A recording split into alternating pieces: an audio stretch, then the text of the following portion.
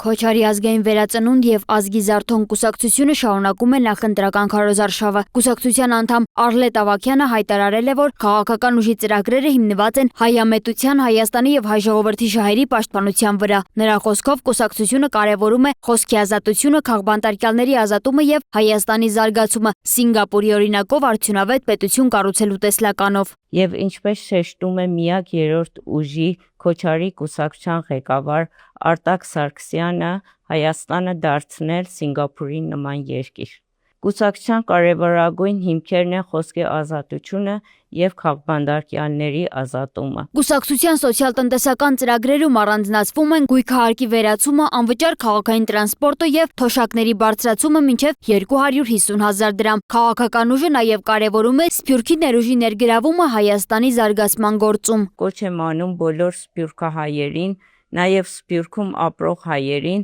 այս օրհասական պահին վերադառնալ հայրենիք եւ քվեարկել համար 9 քվեաթերթիկին հանուն ազգի բարօրության։ Կուսակցությունում հայտնում են, որ իրենց օրակարգը ազգային վերածնունդն է, ուժեղ պետության կառուցումը եւ արժանապատիվ կյանքի ապահովումը Հայաստանի քաղաքացիների համար։ Սոնա Գիշյան, Free News, Ազատ լուրեր։